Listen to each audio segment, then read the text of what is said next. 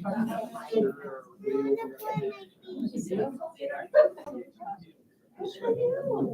want to show you. I wish I could have 30 seconds.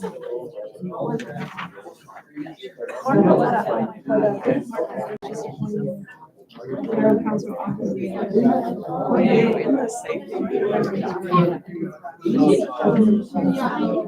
Yeah. So that's good.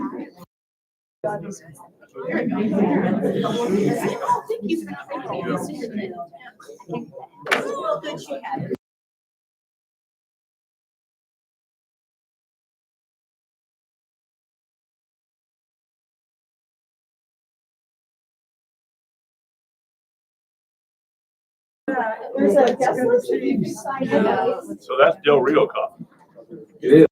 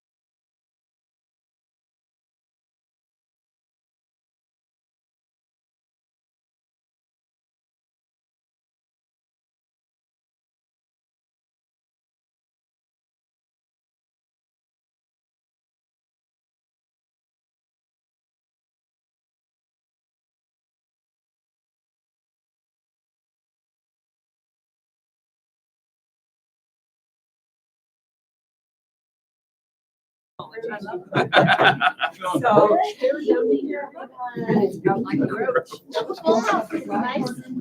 Welcome all. I'd like to welcome all of you to our December Chino Valley Unified School District Governing Board meeting. If you are able, would you please stand with me and have the pledge?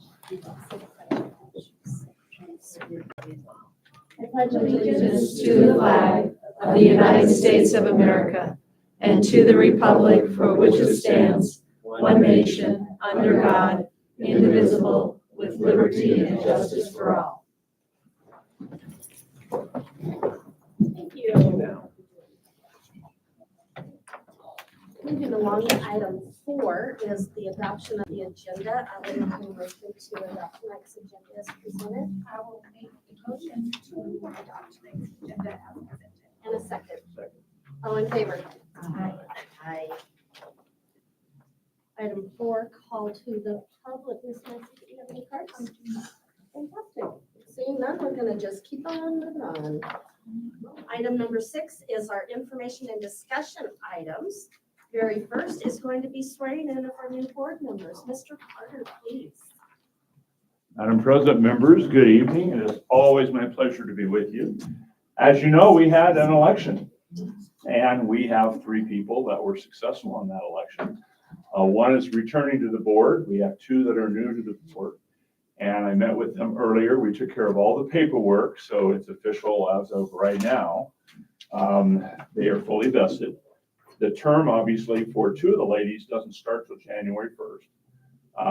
And so we always like to do a ceremonial swearing in. And so, ladies, if I could ask you to come and stand right here, if you would, please, facing me.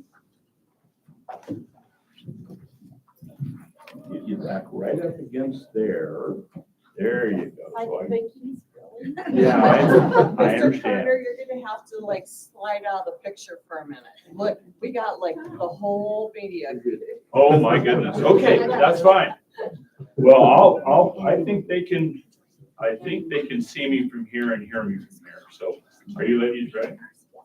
Okay, if you'd raise your right hand, please. Repeat after me. I, and state your name, I, Inger Johnson, Annie Mortensen.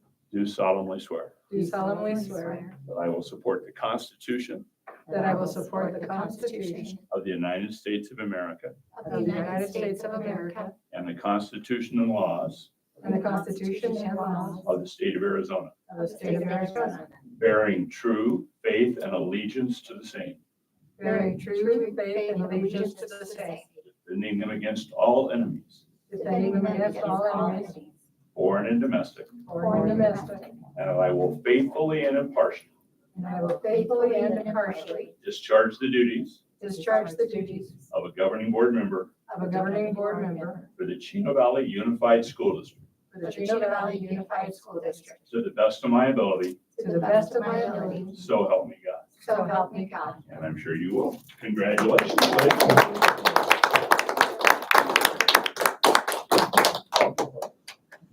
We have cookies if anybody wants a cookie, and to congratulate the board members.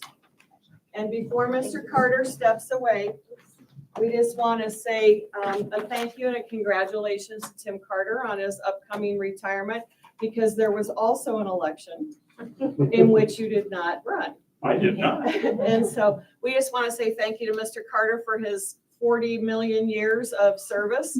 51. Thank you. 40 million is close, right? And for those of you who don't know, Mr. Carter is a graduate of Tombstone High School, correct? Yes. So he's an Arizonan who has long been involved in public schools, and we thank you for all of your years of service, especially here in Yavapai County. I loved every moment.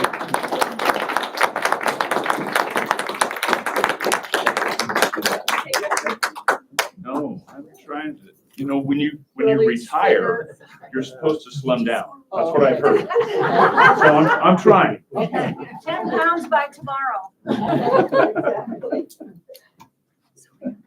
right, thank you and welcome, ladies. And welcome to. Thanks for being here still. Item 6B is the territorial update from Mrs. Cox.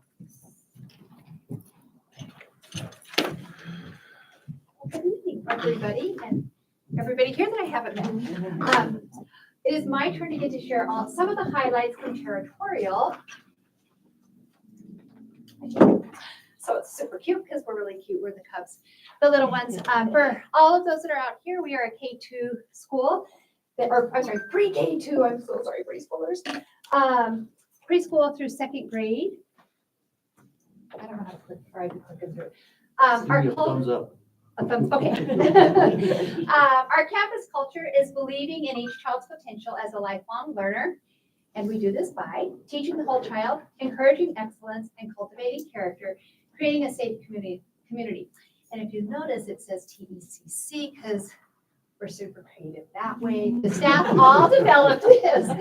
And so that's something we truly believe. So our snapshot of what tech is.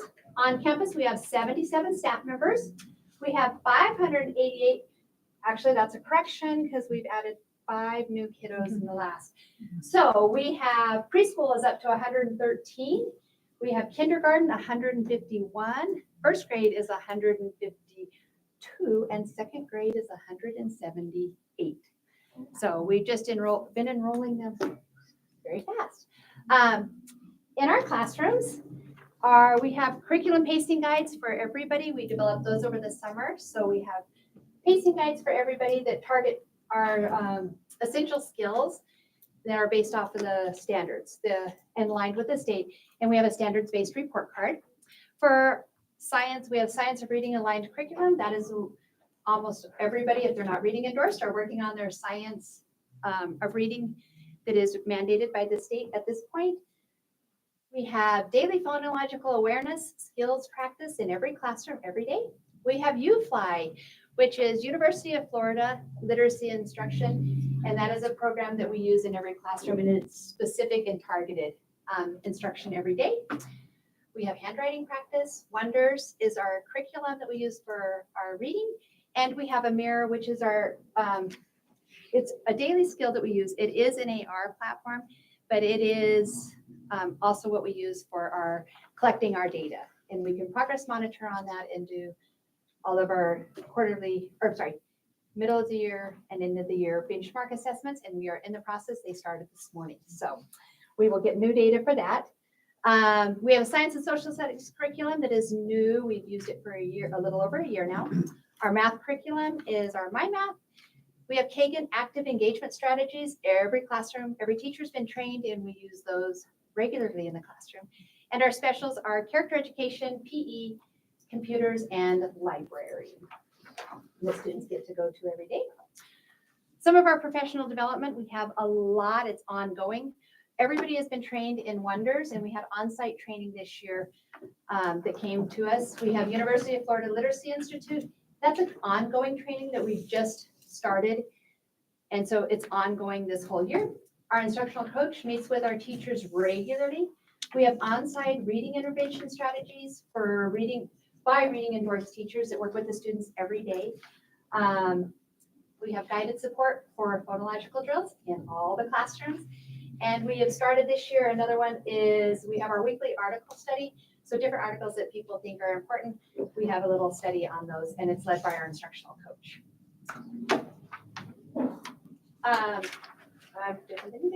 ELA, whoop, nope, you're good. Perfect.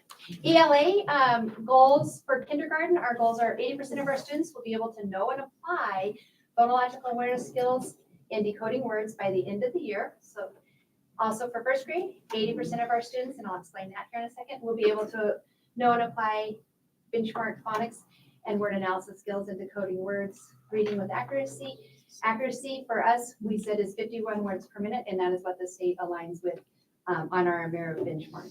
So, and then second grade, again, now that we're just putting everything together and fluently using all of those, and with support, comprehension by 2025, and it's 128 words, so it constantly gets better, and we build on that. The reason we say 80% and not 100%, ultimately, we want it to be 100%, but we have to take into account, all of our kids are tested, all of our kids have, or not all of them, but some of them have some special needs, and we want everybody to be in that platform. So we don't want to, but it's something we can actually attain by doing 80%. And Mrs. Cox, I would also say, like the stats you gave at the beginning of the meeting are an important piece too, because 30% of our students are new to us during the course of the school year.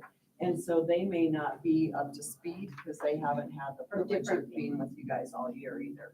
Yes, thank you. That's absolutely. We're constantly enrolling and changing. But what the data that I can give you from first quarter, because we're just starting second quarter data right now. First quarter, when we tested them, 29 of the 150 students that we tested at that time had met the end of the year goal.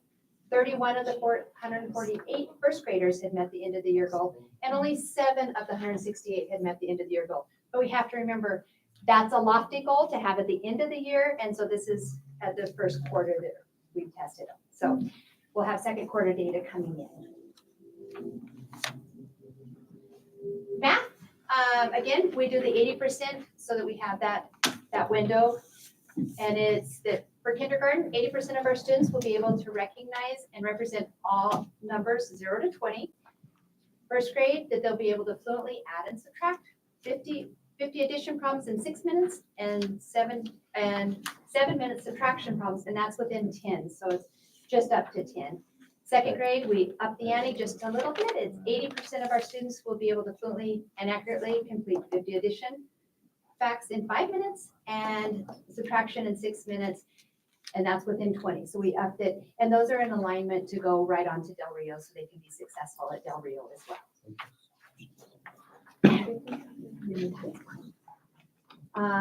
All of our decisions. This is the next one. Again. Did I not do the math? Did I not say we're, oh, I did tell you that, sorry. Our math, we had 20 out of the 150 that had met the goal first quarter. I didn't want to share because we're doing so much better right now, but first grade has 29 of the 148 students who had met the additional goal already. 21 of the 148 had met the subtraction goal. Second grade, 6 of the 168 had met the addition goal, and 2 of the 168 had met the end of the year subtraction goal. So every month we have data decision-based meetings, and this is where we really track what we're doing and where the kids are at and what we need to be doing with all the teachers. So we have grade level targeted goals. We have enhanced focus on math instruction. In fact, that's something that is coming up. We identified some areas that we need to work on. We have a mirror benchmarking, which is taking place this week for the second round. We have progress monitoring every 2 weeks on targeted skills. We have ESGI assessments, which is our kindergarten testing platform, and that is a one-on-one software that we test every student in kindergarten on, as well as all of our special needs students also use that testing platform. We have our monthly data meetings with in-depth data analysis, quarterly assessment, monitoring progress, and we have weekly or bi-weekly grade level meetings where we meet with them. I don't attend all of those. I attend them when I can. Mrs. Myrick attends, and our instructional coach almost always attends. So that's where we're there. We have lots of interventions and incentives. We like to focus on both. We have our daily Title I push-in and pull-out services. So sometimes during the day, we put extra supports during their ELA block in the classrooms. And other times we actually pull students out into what the students call a monkey room. It's just because that's how it's decorated, but it is the Title I room where we give them more targeted instruction. We have dyslexic intervention. We have a certified person on staff. We have daily EL services provided by a certified teacher and a para now. We're super excited.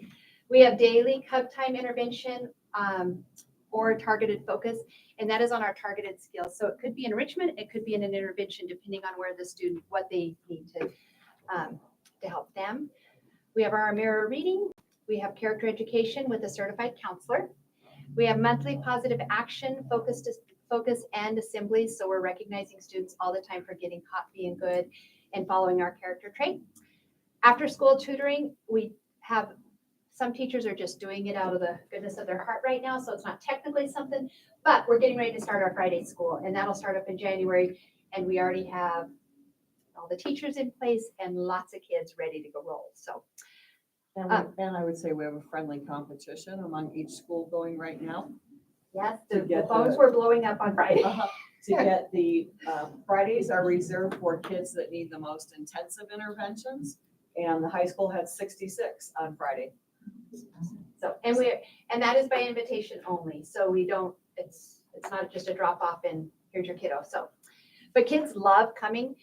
Sometimes we have kids that are just our model peers. So sometimes that happens too. But we also have On the Road to a Million Words celebrations. So that is something through the district and through the Lions Club where we come in and we recognize our kiddos that aren't quite at 1 million, but they're on the road to 1 million. And we have had students who have made million-word readers at Territorial. So that is a lot of words to read for little people. We have grade level pause celebrations. We constantly are trying to catch kids being good. A whole class, they're walking in line nice. They're working nice in PE. They're cooperating with. So we're always recognizing that.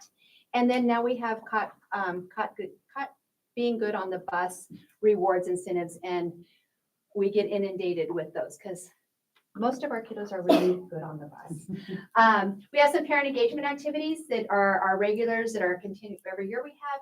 One is ABC Bonanza, where all the teachers create little centers and we have parents come in and just fun ways to play games besides paper and pencil that are learning games for parents. And then also Games Galore, same thing. It's a literacy that parents can come in or do math with them. That is all just fun, but it's educational and gets them out of doing the paper pencil all the time because some of us that's not where we're at yet. So we just need extra things. So that is, I didn't do attendance.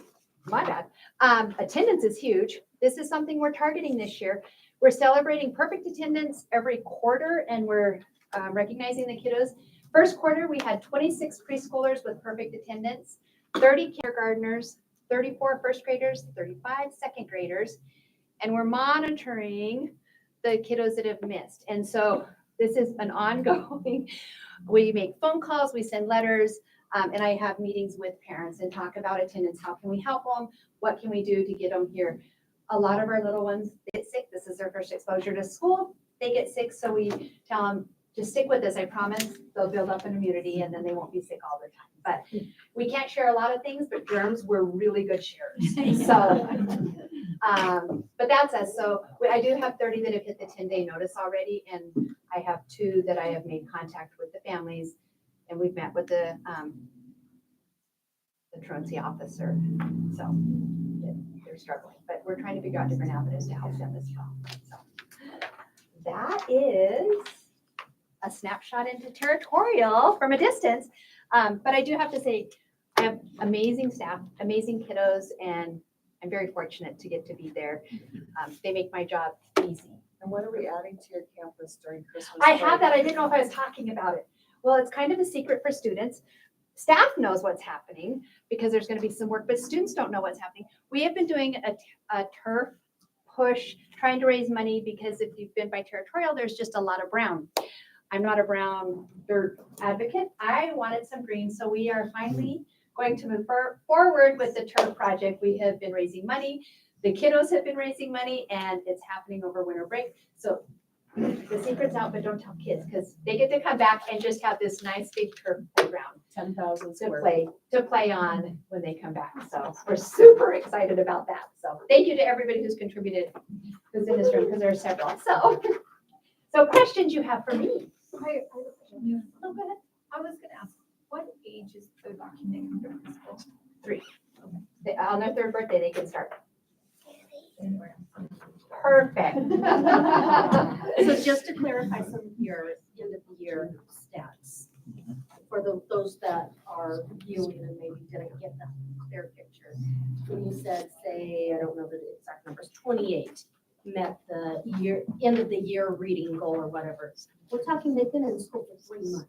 That's a good goal, right?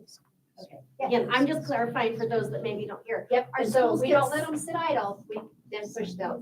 Our That's that schools get intervention. such a bad rap that we're not teaching them anything and that we're not doing this and we're not doing that. I want to point out that 28 kiddos that are accomplishing the end of the year Yes, things And our- at the beginning of the year, that's amazing. our Thank you. teachers work really, really hard. The 4 days that they're there, they are rocking and rolling. Well, From the and time they hit the doors to the time they go out. You know, also for these naysayers that they're not learning anything in our public school system. Gosh, I'm pretty sure in kindergarten I learned how to tie my shoe. Oh, I mean kindergarten reading. It was a long time ago, but. We did doing that. And I remember my nappy mat. Yeah, Yeah, we don't have so. those are a thing of the past. So I'm thinking, yeah. I think it's amazing. Yes. Yes, I'm a bit math illiterate, I have to admit. And so I'm not sure what you're measuring with math. In those statements, the idea or the concept, the phrase in the sentence that I don't understand is within 10, within 20. So up to 10. So when we're doing addition, it only goes up to, it's 2 plus 8. Okay, so, Or 10 minus. so 80% of them will achieve what? 80% will be able to have those math facts fluently in 5 minutes. So if you're talking first grade, they have to have, let me get to that. They have to be able to do 60 or 50 addition problems in 6 minutes. Get them all right? 100% They have to get right? them right. to count. So 80% of our students will be 100% accurate by the end of the school year. Yes. That's the goal. Yes, that's our goal. Okay. 80%. There's just that variance because some of my kiddos can't, but we still test them and they might do 10 and that's, we look at growth for them. Thank you. Say, as a preschool teacher for many years, I'm glad that our kids don't have to be potty trained when they come to school because I know we take children with special needs. Yes. So if they're special needs, they don't have to be potty trained for preschool, but if they're tuition in, they do have to be potty trained. So there's. So we have a couple of weeks to work on it. So we'll get it. There's your goal for 100% of the time. Thank you. All right, We thank appreciate all the you. hard work for you and your staff. All right, item 4C, superintendent's report. Okay, well, I don't have any green slides with snow angels and things like that, but. So I'd like to start off by congratulating our new sworn members tonight, Inger Johnson, Bev Granillo, and Annie Mortensen. We're excited to have you here, but I also would like to recognize our retiring member. So, Mr. Fogel, we would like to thank you for your years of service on the board. Why don't you step on down? Gee whiz, here we are. Wow. Mr. Fogel, why don't you tell us how many of the 50 million years you've been doing this? Right. You know, like your whole career. So my whole career, yeah, 50 plus. But I've been associated with Chino Valley School District in one way or another, 27 of the last 31 years. The 31 years I've lived in Chino Valley, 27 have been associated with the school district in one capacity or another. Yeah, and so it's with some sadness that I'm stepping away. Well, Sort of, Brandy needs people to teach little kids how to read. right, yeah. Or potty train them, apparently. I'd be better at teaching reading than potty training. Okay, all right. At any rate. All But at right. any rate, no, So- thank you. Thank you, Very Mike, much. for your dedication to our district, and thank you for your service on the board. Do I need another one? Oh, we need a smiling one. Yes, now that I have all my teeth. Oh, Mike put his teeth in for tonight, you just said. This is the last one since after. All righty. So thank you, Mr. Fogel. Mr. Atona couldn't join us this evening, but we're also thankful for the many years that Mr. Atona provided leadership on the board. And I would say Mr. Livingston was probably the one that worked most closely with Mr. Atona over the years. He paid particular attention to our budget, made it a point to really learn and understand school finance, and his knowledge as civil engineer for the city of Phoenix came in invaluable, as we've had lots of construction projects over the term of Mr. Atona's tenure on the board. So he'll be missed as well. So we have, just a reminder, if you are attending the ASBA conference, Becky has information for you about your hotel and the registration and all that whatnot. And she also needs a little information from you.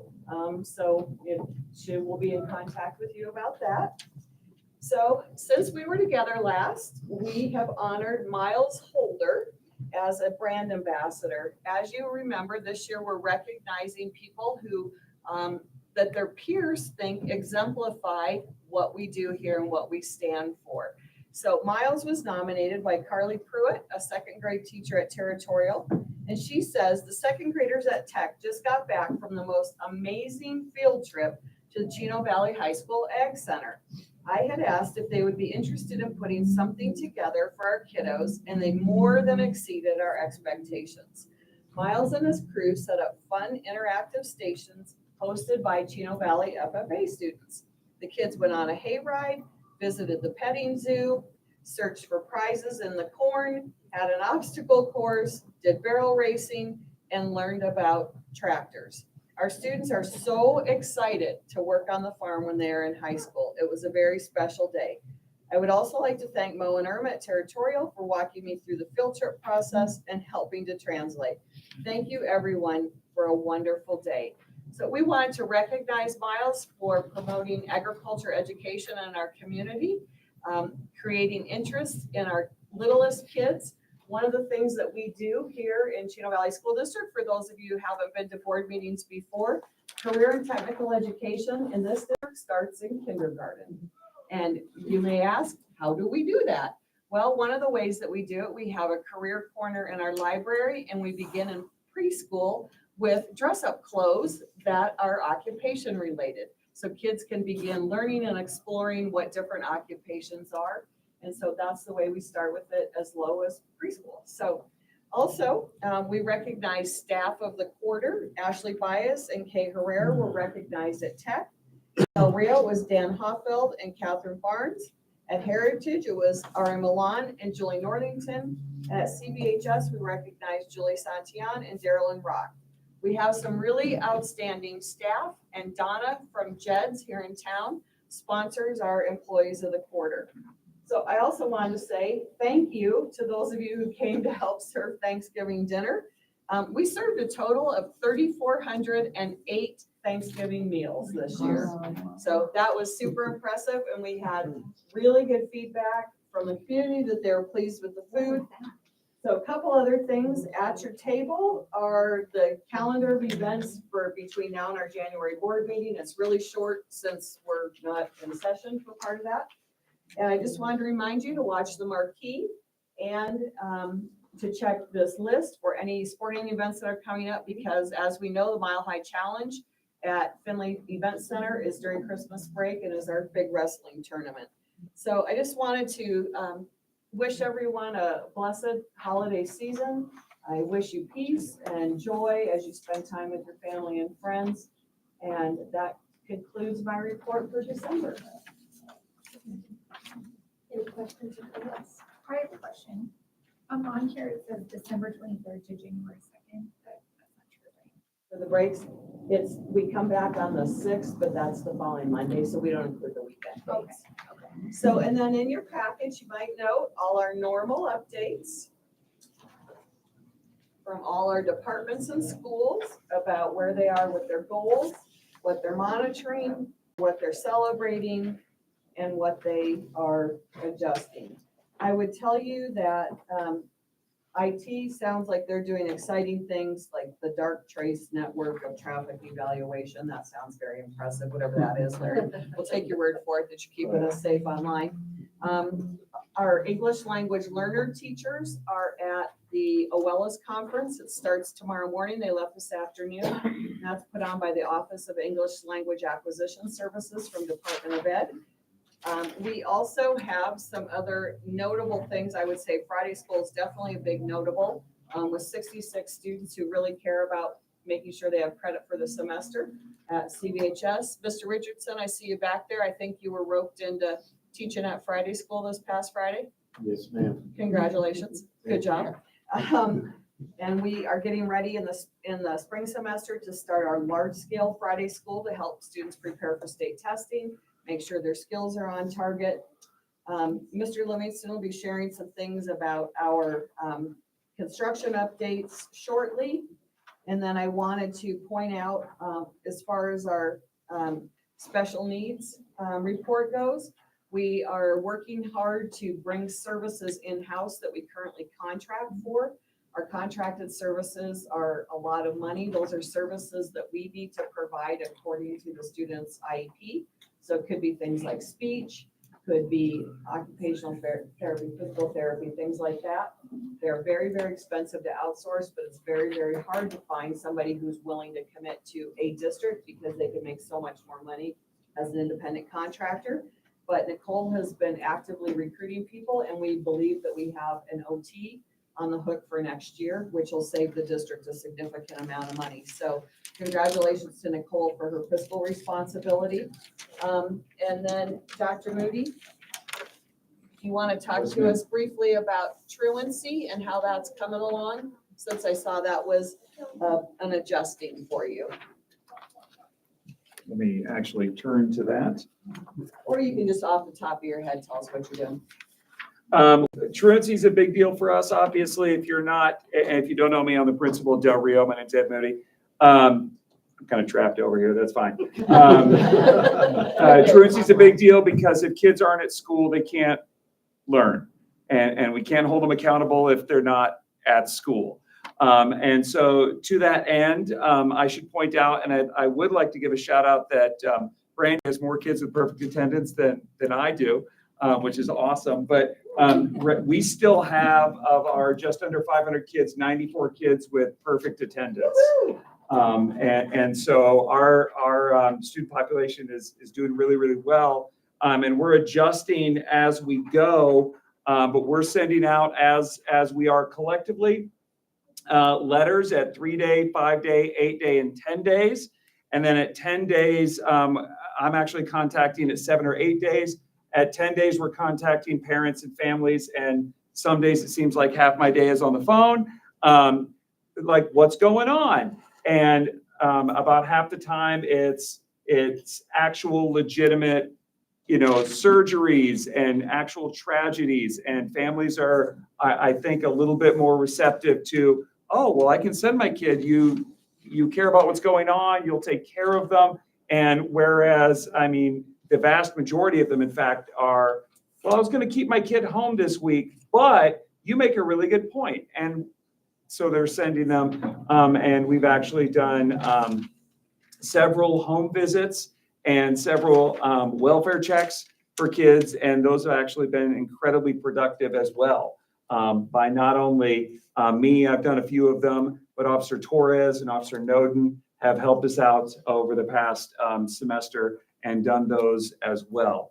And then, with that said, the other part of that, and Ms. Cox speaks to this as well, and I know we do this on all of our campuses, is fine, reading, math, whatever, but it's just for you, Mr. Fogel. But we want to make it a fun place to be. And this is illustrated by last week. I had a kid come up to me on Tuesday and I said, hey man, what's going on? And he's like, oh, my parents just told me. And I said, what did they tell you? And he says, I'm going to have to leave the Wednesday and Thursday of Christmas break. We're going out of town. I said, that's great. You're going to get to hang out with family. He goes, yeah, but I don't get to be at school. And so I think that's our goal. And that's kind of one of the biggest things we're working on is celebrations and opportunities for kids to be recognized doing good things. The best part of my day is I make a phone call every day of a kid doing something good. And like you get that phone call and I always have to start out with like, hey, this is Dr. Moody from Del Rio. Your kid's not hurt and not in trouble. And we're just trying to promote positivity over just, kind of dropping the hammer. However, given that truancy is a real thing, sometimes we do have to drop the hammer, and Yavapai County Juvenile Probation is actually partnering with us really well in that when we do referrals, they're helping those families out. They're providing them services and working with us to get those kids to school, not just punishing parents or kids. So as you'll remember, one of our big goals this year was working on improved attendance across the district. We are still sitting at 93% or above daily attendance rates at each campus, which is amazing. So we are really, statewide average is somewhere in the 60s. So we are really doing well with that. HR attended a conference in Prescott a couple weeks ago, and they're working on creating a time clock and leave program to create efficiencies, create better accuracy, and working on ways to save the district money. Facilities, you're going to hear a little bit from John about facilities at the end of our board meeting tonight, and you can drive around and see all the wonderful things that Chris and his team have been doing. And like I said, our English language learner teachers are at OELA's conference this week and at Heritage. The leadership team has been meeting monthly. They've been working on really tightening up what they're doing. They're in the throes right now of planning all of the curriculum, activities, and invites for their Friday school to really work on boosting academic achievement. In addition to that, I think Dr. Burdette had spoken about at the last meeting that we're doing a special program with our special needs students to help them be successful. We have lots of community partners here this evening who may or may not know that 99% of the kids enrolled in school all take the identical state test. So there are only 1% of students can be excluded, and those kids generally might be our most severely or profoundly disabled kids, but our students with autism are all of our special needs students, all of our language learners, The valedictorian, everybody takes the exact same state test. It's particularly stressful for our students who are special needs, and in our district, that's about 20% of our kids, and our language learners who, that's about 8% of our students. And so if you think in terms of 28% of our kids have very profound learning needs, and they are held to the exact same standard that the class valedictorian is. So sometimes when we see test scores, we don't always understand that that's everybody, because in lots of countries around the world, not everybody takes the same test. That's a uniquely American thing. So that, Mike, unless you have some questions for our administrators about their academics, I know they're waiting on it because it's your last meeting. Well, I decided that it looked pretty good and I would refrain from doing so. What? I know. Now you're gonna come and do it during call to public? Don't put ideas. Bingo. Just have it in the minutes. We're gonna be prepared. No, I thank you for making some adjustments that I asked for there, Mr. Moody. And You are so welcome, sir. that's it. Ladies, anything? All right, thank you. Great report. All right, then let's see, item D, our financial reports. Mr. Livingston. Very well. Item D, Item, Madam President, members of the board, administration, staff, honored guests. A quick look at the school district's general fund and other operating funds we have. If you really drill down, over 70 different separate fund accounts in public sector accounting. It's just completely different than private sector. We've got 73 now, different ways to spend and receive dollars. And we spend a lot of time updating those budgets and hopefully the board is aware of all funds at all times. So a quick look at 5 different funds. Our main operating fund budget of 18.7 million. As of November 30th of 2024, spent just under 8 million. It's about 41% of the budget gone, about 42% of the days gone. So we like it really close like that. Capital budget 1.4 million, spent 299,000. We're really trying to sit on that budget and do some creative things with it and keep the board informed. We always want to bring major contracts to the board, and I will discuss one of those in a second, so you're all on board. Fund 620, we had some discussions last spring. 620 is a kind of unique fund. It's restricted in its revenue sources, which come from local property taxes, and it's restricted in its uses, which can be used only for certain things that increase either access or safety in our schools. Things like fire lanes or fire protection equipment from our local municipality to turn around in, to attach to hydrants, to put out fires. Those fire lanes are extremely critical. We can use that fund for that purpose. Started the year with 250,000. We're raising another 350,000 with our levy. This year, 600,000 will be available. We're going to have projects hopefully ready to go. The federal term, I think, is shovel ready. Will that work, Chris, for our terminology? Shovel ready by the end of May. Yeah.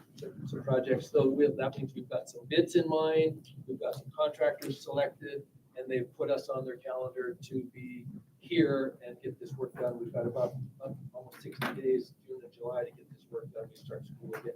Do we start school in July? July 31st. That's what I heard. I heard some really, really pointed clarification from one of our principals about that. He thinks it's what?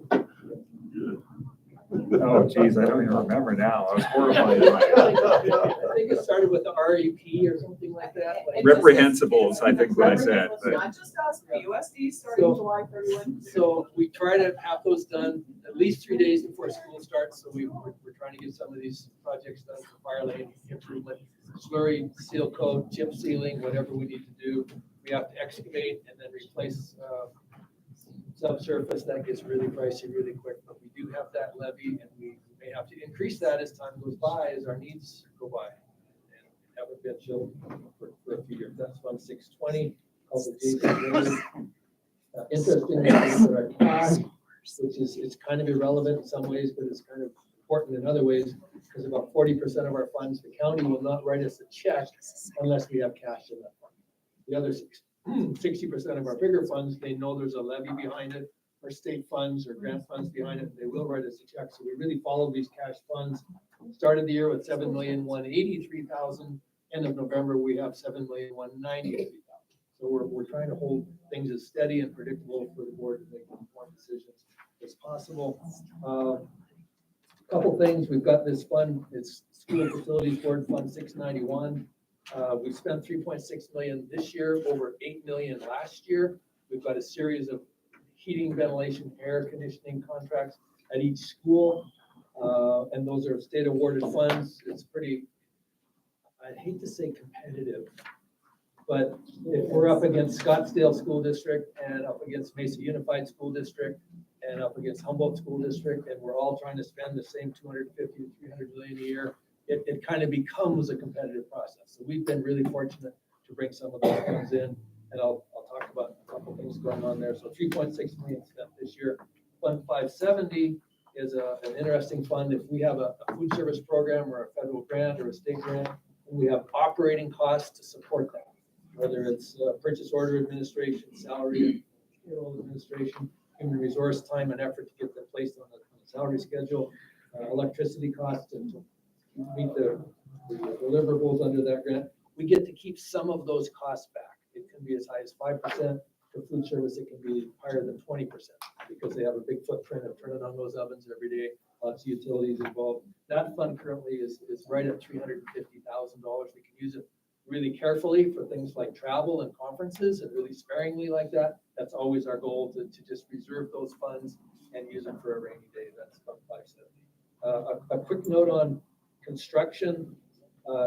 Just a couple things here real quick. So this building we're sitting in, I believe it was in July, then again in August, had a serious rain. For some reason, this airport hangar that was installed in 1948 has lasted this long. We like that, over 75 years, I guess. But when the windows, and there's 20 of them, if you go to the south and the north and the west, there's 20 windows, and for whatever reason, the water just comes in. So we've applied for $208,000 of state funding to completely remove and replace in masonry in all these windows. Water gets behind the windows, gets into the masonry, and just drenches the building below. And so that's applied for $208,000 there. We've also applied recently for $3.4 million to finish the whole south end of Del Rio with brand new HVAC units. We have a chiller that's, Chris, would it be a quarter as big as this room almost? A fifth as big as this room, the chiller that does those buildings now, those classrooms. So that's going to be replaced with HVAC units on the roof if we can get them. That's been applied for. It's that close to being approved, 3.4 million there. And then something that's just come along lately, if any of you know Mr. Michael Taylor, an architect in Prescott, he did some studies for us back for 1980. 2019, he had the studies done, and he looked at all of our weatherization in our buildings. And I'm kind of limited in my knowledge of weatherization. I know a lot of it is what happened at the high school. We got state funding, 414,000 years ago. They hit the south end of the high school where water was coming through those windows, and the north end, and that was 414,000. Just to come in, I call it Gorilla Snot plus silk oxy plus liquid nails. They put a really strong surface on that. It's all painted white now. That keeps the water from coming in and hopefully the heat from going up. We've got applications in the works for weatherization of the walls at every building. That could easily exceed $8 to $10 million if it's awarded. It's not awarded. We're in the process of getting that applied for. And what happens with the School Facilities Board is they never forget what they started. So we had assessments done for weatherization back by Michael Taylor back in 2020. And now we haven't acted on that. So they want to help us and complete the funding cycle. And it does kind of put our stake in the ground when we get the assessments done and we get a little bit of weatherization done, that the rest of the buildings might follow. Again, it's kind of a competitive process. So we'll keep you updated. Again, that could easily exceed 8 to 10 million for all four schools. And that's, again, just a quick look at our financial situation for the month ended November 30th, 2024. Any questions, comments? Thank you. would you like to go right into student activity reports? Sure, thank you. President, this is the board, what we have for a student activity. These are Fund 850 financial reports. And even though it says Fund 850, we really keep all these in QuickBooks. And so when we have a student activity fundraiser on a Tuesday and they bring in revenue on a Wednesday and they have their event on Thursday, we can write checks right there. So this is done much quicker. It's not kept in my general ledger. But at the current time, the end of November, $149,237 there. We keep track of beginning cash, expenditures, revenues. I see that the big one there for the middle school, student council was still $5,000. I believe that's for your camp way. Is that right? You're doing camp over there in the spring, so you're really on that. And Yeah. I keep bringing that, yeah, Camp the Apple Pines. Friendly pines. Yep. And that's, well, that's your 8th grade grad trip. Yes, basically, got right? it, already date reserved. So that's what these funds do. They're for students and raised by students. And we've got tremendous support from the community. So if anyone drove by all summer, we had our high school cheer team out here I think I saw them at least 6 Saturdays, and they were able to buy some tremendous uniforms and upgrade some of their material. And that's student activity in action. Thank you. All right, moving on to item 8 is our consent agenda. I would entertain a motion to approve tonight's consent agenda. I'll make a motion to approve tonight. A second? All in favor? Aye. Item 9, personnel report. Actually not personnel report, I apologize. It is just a new position request. Yes, we've increased our A.R.S program, and that's our autistic program at Tech. And so we are in need of an additional paraprofessional, that was requested by Dr. Burdette and Mrs. Cox. And we have to make sure that the safety of our students are at the most of what's on our mind. So we are requesting that, if you have any particular questions, you can direct them to Brandy or Nicole, but we're in need of another one because we received another student that we need help with. Brandy, what's the enrollment in your autism program up to for K2? 14. I think our capacity is, Nicole. 7. I said 10. We're maxing out. We're really close. We're having to consider other options for next year, or if not sooner, if we continue to grow like this. And is one para gonna help us? I mean, is We it should- a Band-Aid or is it gonna? It truly should help impact? for now with the numbers that we have. Can you guys differentiate between the students who are in your A.R.S program and autistic students who may be in centers, extended resource, just a brief description of what helps them be eligible for the program compared to other placements? Well, it's an IEP team-driven decision, but there's, as many of you know, there's a spectrum, it's a range. So we have some students with higher level academic, social, adaptive skills versus those who do not have those skills. And so the A.R.S program is geared more towards the students who are struggling more with their adaptive, social, academic skills, and they need more intensive supports. Communication. And in communication, self-regulation, it's on the more severe level versus those kiddos who are on the higher end of the spectrum. Any additional questions? All right, seeing none, have a motion. I'll make a motion for the approval of hiring one additional paraprofessional for the AIM program. And a second. All in favor? Aye. No problem. Moving on to another new position. So, we're requesting an additional paraprofessional for our SPED preschool program. Currently, we just don't have enough paraprofessionals to support the growing increase in students. And we want to make sure, again, the safety and well-being of all of our students. So we need additional adults in there to help the teacher.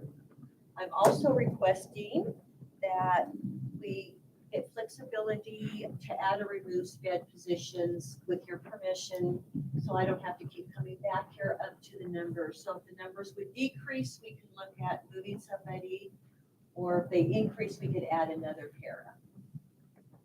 I have a question. Do these positions, because the preschool program is a paid program, correct? Not for special education. Not for special education. And so with SPED is preschool especially, because for any reserve spots at the beginning of the year for students who will turn 3 during the year, so it's not at capacity the day we open school. Right. Often we have to add staff during the year to accommodate the explosion of growth that happens during the school year. So I'll have my same question. Are we almost at capacity for preschool? We're getting there. Is this one position gonna be enough? Well, I mean, I'm, you know me, I'm Possibly always not. an advocate for more, let's do it. we just had 3 students enroll that have autism That in are- preschool. Preschool's.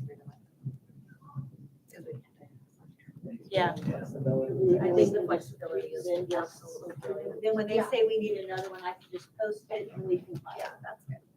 Will there be a cap on that? I mean, are we blanket approving 20 No, we would take everything very seriously. I would think that if we needed, would be just a few more, like IEP driven. Yeah. Yeah. It's IEP driven and for safety. Just saying, oh, we need another one, we need another one. But it would just be what information that Randy and will share and then.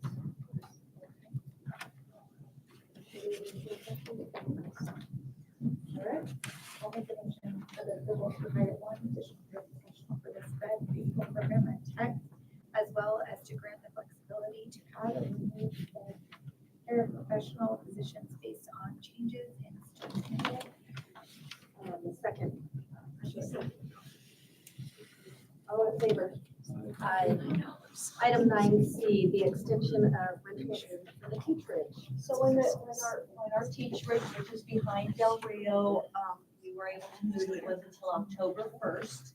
And we have a 2-year agreement, but what's happened is because that'll happen next October, we want to extend it through May of next year so that we don't have to ask teachers to move out during the middle of a school year, which causes extra stress. So, and it would just be for those individuals. Most everybody else has moved in during the summer, so it's just for those individual teachers who moved in October. That way they can stay till the end of May.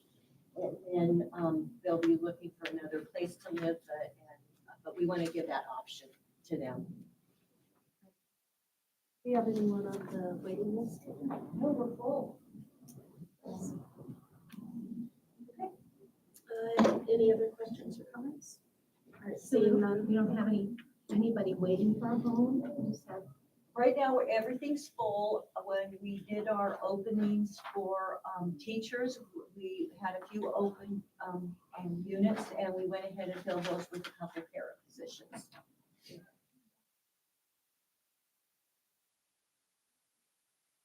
Then I'll entertain a motion. I'll make the motion for approval of the rental agreement for staff housing. So moved in on October 1st, 2023 to May 31st, 2026. A second, please. Second. All in favor? Aye. Item 9D, the 24-25 administrator salary schedule. Ms. Wolf. So as you know, that one of the things that I've been asked to do both last year and this year is look at our salaries and make sure that we're competitive, also our evaluation tools and a variety of other things. So I with my coordinator, we looked at our human resources, what we had developed 2 years ago for administrative salaries. And we went ahead and I did a survey of 9 districts, both local and across the state of similar size, and similar kind of culture. And then I went ahead and did a comparison of how we paid compared to them. And we found that we were underpaying our administrative staff. And one of the things that we decided to do is to adjust that salary and also incorporate the $6,000 insurance stipend into it to be competitive. What happens is that it used to be where I would say, this is your salary. And then later on, or I'd post it, and then people would look at it, would not apply. So what would happen is that then later on, they'd find out they got the 6,000 insurance stipend. It was not attracting enough individuals for our administration positions. And in the next few years, we're probably going to have 2 or 3 openings, and we want to make sure that we are competitive. So what I'm asking for is, to go ahead and approve this salary schedule for new staff. New staff. That wouldn't be anybody here. We made sure that everybody here, we just had one position that we had to increase, which is on the personnel report. But everybody else was fine. They were in the competitive zone because most of us have been here a few years. So we made that adjustment. So this would just be for anybody new coming in as an administrator to Chino Valley Unified School District in the future. Yes. Any questions for Ms. Wolf on the salary schedule? A chance to look at it? We were shocked to learn that in some cases, we were 20,000 less than our close neighbors in placement, which is astounding difference. And we have 3 relatively new administrators. We've hired 3 administrators in the last, year and a half. And we had almost no applicants. And in one case, we had 1 applicant for a job. And, we had a feeling that it was because of what our placement schedule looked like. And like Heidi said, with the stipend, it was invisible in the placement schedule. And we really felt like we needed to be more transparent about where administrators were really placed on salary schedules when they were hired. But that if we needed to make adjustments for future hires, that we would.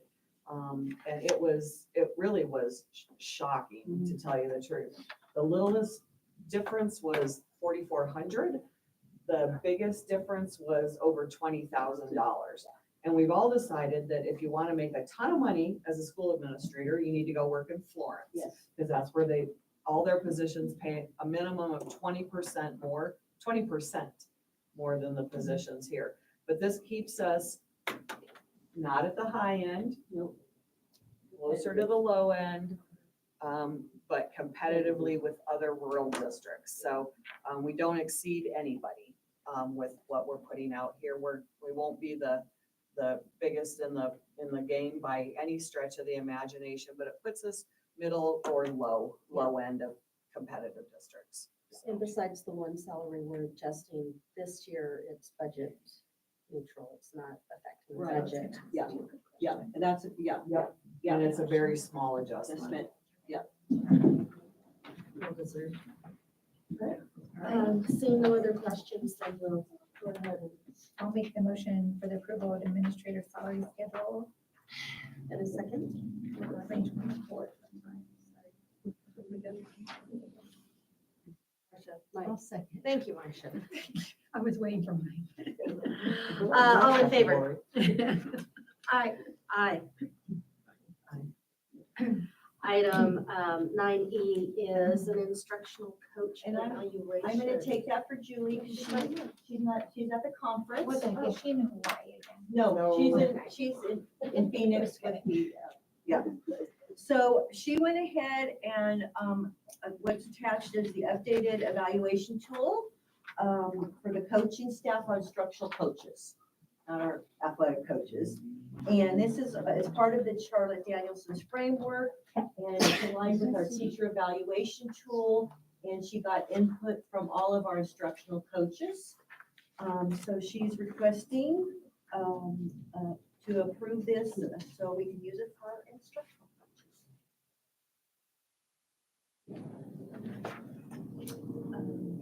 So did everyone have a chance to kind of look over it? Yeah. Yeah, I did. Perfect. Okay, yeah, then I'll entertain a motion. I'll make the motion to move to approve the updated instructional coach evaluation tool. In a second. Okay, second. All in favor? Aye. Aye. Item 9F is our personnel report. Can Oh, you supplement? There's no supplement, there's no Nope. supplement What today. the heck? What? Yeah. And as you can see, it's not too long either. So, our personnel report this month, we have one new certified position, one new classified position, 2 resignations, 1 certified change, 5 classified changes, 1 classified coach, and 64 timesheets. The certified change we were talking about is number 5. So it's about, Yes, yes, about $5,000. yes, yeah, perfect. Wonderful. All right, I'll make the motion for the approval of the personnel report.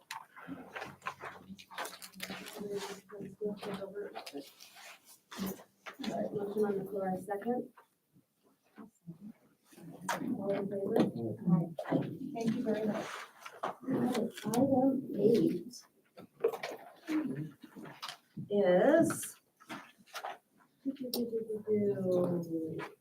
We'll get there, so sorry. Item 10. Item 10A, extend the maximum dollar amount of an individual job order for job order weatherization services and the use of job order contracting. I'm presuming this is you, Mr. Stapled at your, I got it. There we go. Mr. Vogel, if you can get it, yeah, it's stapled at your desk. Yeah. That one. So we are rolling. Okay. Present members of the board, what we have is a bit of a memory jog here. Those of you that were here May 9th, 2022.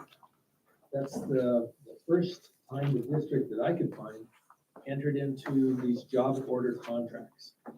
And we did it with Progressive Roofing, with 4 roof rehabilitation contracts, 1 in each school. We did it with Pueblo Mechanical, HVAC installation with this gas package units at each school and all instructional areas. At that time, I've got the minutes in front of me of that May 9th, 2022 meeting. The board allowed the district to use the job order contracting provision that state statute provides.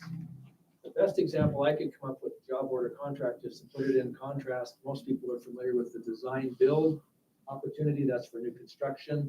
There's another one called construction manager at risk. These are all in state statutes. Construction manager at risk, if we had a new construction project, we could do under one of those. And we could say that the engineer, the architect, and then the general contractor would agree on a term, $15 million to build us a new building. And if the contractor spends 18 to get it done, oops, the district's only on the hook for 50 because the contractor has a guaranteed maximum price beyond this.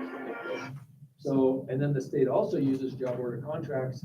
The best example is for small projects like maybe cabinet installation. If each one of our schools were to get 36 wide by 36 high and 18 foot the wall cabinets, and each one was to get maybe 150 of them, that would be perfect for job order contract. Very routine, very similar installations everywhere, and then it would be up to the contractor again to meet those specifications prior to payment. So they've extended that for situations like our Progressive Roofing, doing the rehabilitation at all our schools, and Pueblo Mechanical doing the contracts at each of the schools to actually go in and penetrate the roof and put in HVAC with gas lines and electrical and all the new grids, ceiling grids and the lighting grids and everything else. However, it's designed for small projects. So when we want as a district to go beyond that $1 million ceiling, we have to have a motion authorizing that. And when we started with the high school HVAC installation for Pueblo, that was $7 million even for the Pueblo contractor and $385,000, $285,000 for our architect, $7.3 billion. Now we've got a change order on the table because there were some unforeseen conditions for another $355,000.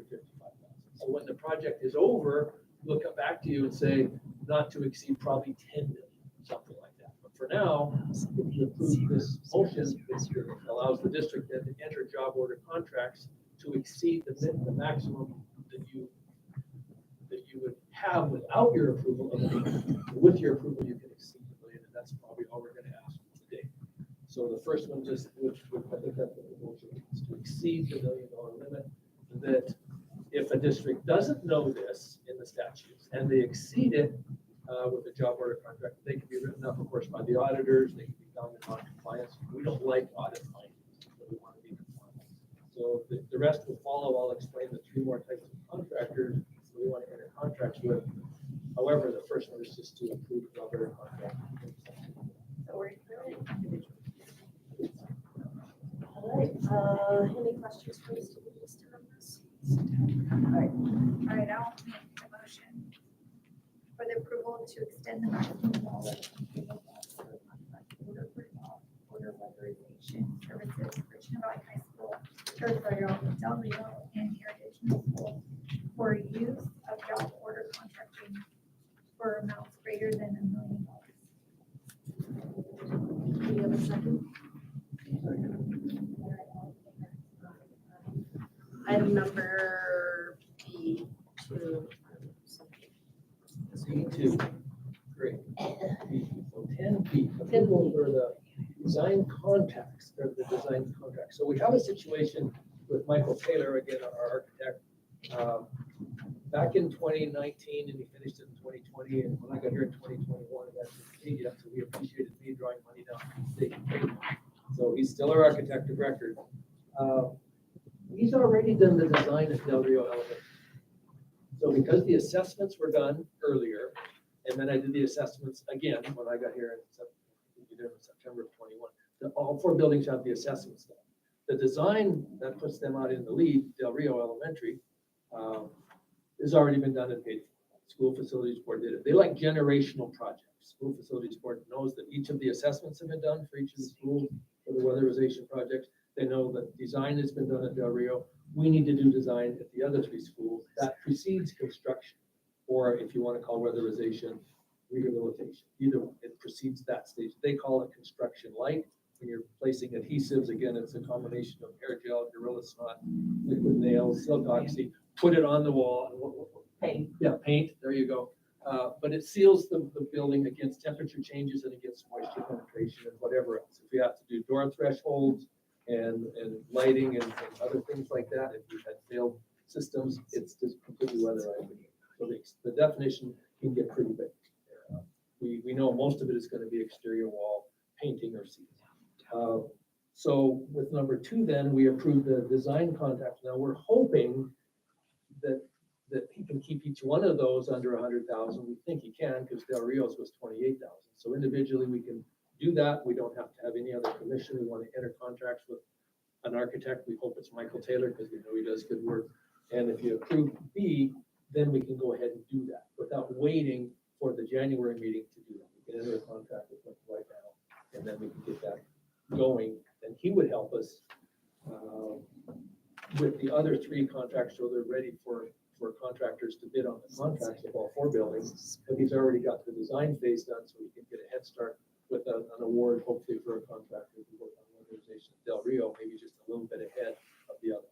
Because the designs are, I'm not sure, 8 weeks, 6 weeks to do a design, maybe 4 weeks. We plan on having all those for you at the January meeting, the design contracts. Those always precede the construction contracts. And then, of course, we have to wait for funding and approval from the School Facilities Board to get these actually awarded. So hope you approve this, and then we can have the design phase done for all 4 schools. And they gladly admit that we have some deficiencies in our weatherization. School Facilities Board. All right, go ahead. All right. It might be either approval or just action. So just Chino Valley High School District number 51 shall enter into an agreement with Michael Taylor, ARC for Chino Valley High School, Territorial, and Heritage Middle School. Each design will be under 100,000. Do you have a second? And all in favor? Item C, issuance of 4 quality assurance quality control contracts with selected cooperative contractors for weatherization at CVHS, Del Rio Tech, HMS campuses in conjunction with Arizona School Facilities. So the keywords there are these construction terms, quality assurance, quality control. We can't have our architect supervise the contractors when these contractors are following the design that the architect made. There has to be an independent third party. There's several of them on cooperative contracts. We've used Red Tree Consulting for the project over here at the high school. Mr. Michael Crowe is a certified engineer architect that can do that work. We hope to be able to contract with him. There's not 1,000 registered quality administration, quality control folks in Yavapai County. He can come up here in a matter of days and do some stuff. We'd like to get some. We're gonna shop this the best we can. But we also can purchase off of a cooperative contract. That we do. But this allows us to do that. We need three different services here. We need the architect to design the system. We need the quality control to show up periodically and make sure that if the silcox is supposed to be put on at 3/16 of an inch, it's making that 3/16. It's supposed to be put on at 7/16 of an inch in some cases. We have to have that done with this quality administration, quality. So that's basically the project manager. Have to know every part of the job, whereas the architect is more in the back room designing it. We can help them design the documents so that the contractor can perform the work.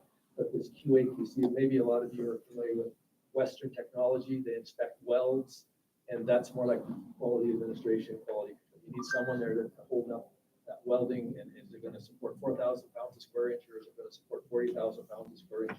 Big difference. So that's what they would be doing.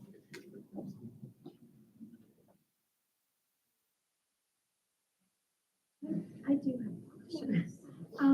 The building over here in the high school that is in bad shape, or any of these to help that? That's a great question. I think the rooms we're talking about are rooms 14 through 21 over here. I call it the eightplex because they're adjacent to each other and there's a walkway or a breezeway down the middle. That building is an interesting set of construction, I guess you could say, variables. That building has been retired by the School Facilities Board. We have great expectations that they'll replace the square footage in that building. We're interested in going down to a meeting this Friday in Phoenix and hopefully being there to present our case again. The situation with that is it was awarded a contract 2.5 years ago and completed about 1.5 years ago. $268,305 was put on top of that roof with my old term, no, it's not silcox, liquid nails. They put, was it almost 3/16 of an inch thick? Did you say, Chris? Like a 1/4 of an inch over the top of the whole building. So now water doesn't come in from the roof. It still comes in from the walls and from the floor. And so that's been done, but it's not stable enough. When the design engineer worked on that project, he said those panels up top couldn't even hold 2 soda cans, less than 0.3 of a pound per square foot. That's how thin those panels are. So per square foot, they couldn't hold 2 12-ounce soda cans. So we couldn't completely weatherize that whole building without taking off panels and replacing them. So the state is considering doing whatever is best for that. We would like them to replace the buildings entirely, but that hasn't, it's a new program called End of Useful Life. And we're hopeful that we'll have a positive outcome when we go down there. So some of us are going to attend maybe remotely, but we're on the agenda for this Friday at 10 o'clock, School Facilities Board, particularly for the art room over here with both the classroom and the kiln room, and what I call the eightplex classrooms 14 to 20. It's a new program. They're not in this very often to replace old buildings or ones that are kind of substandard like this, but there's definitely up in trying. So none of these that we're voting on now for that building. But then they've already put $268,305 on the roof. They won't put any more money into the buildings that they've already deemed end of useful life. Okay. So it'll, like, it's everything but the art room and those 8 classrooms. So it's 10 classrooms altogether, because the art room's really 2 classrooms. So it's, in the art room, I building's like 122 or something, I don't know. But, so they won't allow us to spend any of their money on any more projects. So those buildings are excluded from building renewal grants, any improvements or things like that. So we had a meeting with them last week. Chris and John and I were on the meeting with lots of their folk. John's attending in person this Friday. Chris will be on virtually this Friday. I sent them more stuff today. Have had lots of long phone conversations with folk. So we don't know where those buildings are in the process. We just need to be patient. I sent them all new square footage calculations with those buildings down. Talked about all the special uses, like special needs classrooms, art, the kiln, the extra electricity, blah, blah, blah. But as of their October meeting, they will not put one more penny into that building or the art building.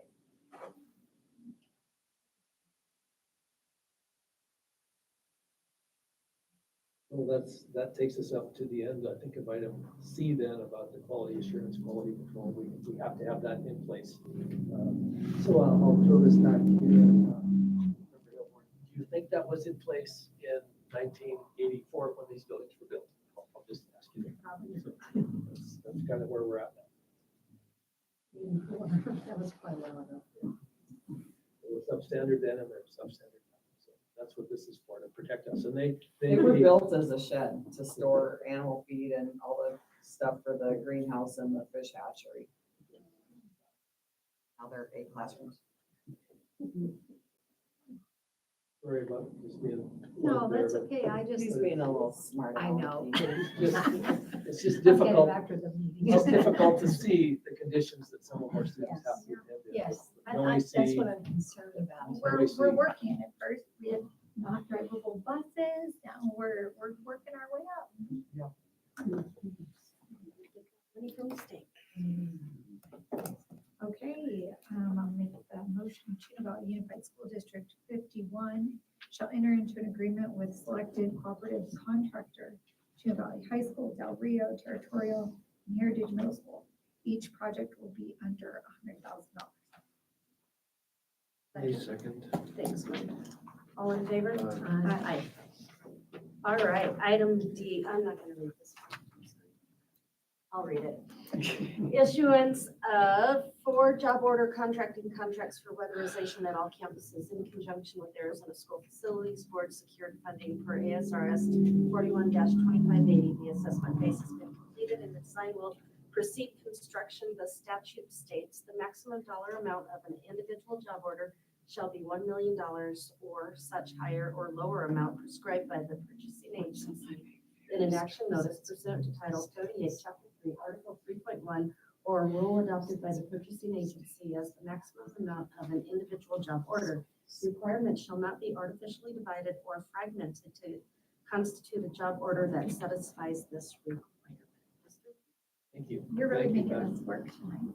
Well, you're right. So, but I really appreciate it because it then keeps us in compliance with the statute. And then we call out each one by name.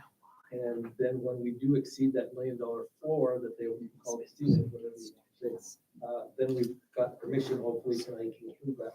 When the contractors show up, I'm not really able to project some things, but I know if we've got high school principal here, Ms. Croft.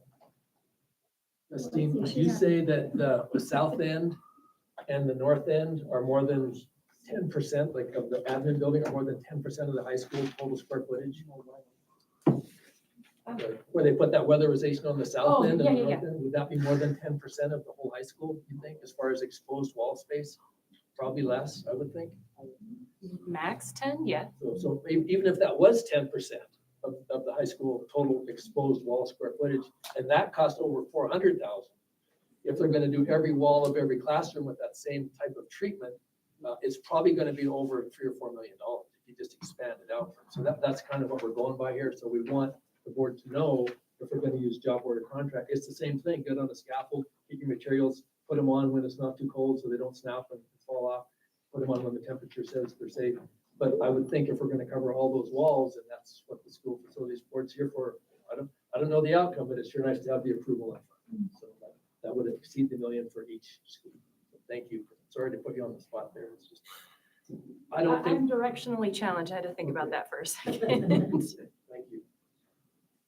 That's what we would do. We would approve the actual contractors, whether they're There's this one right here that they've used, our person with the state is really excited about these guys, Caliente Construction. We've been doing some backgrounding on them, they're down in the valley.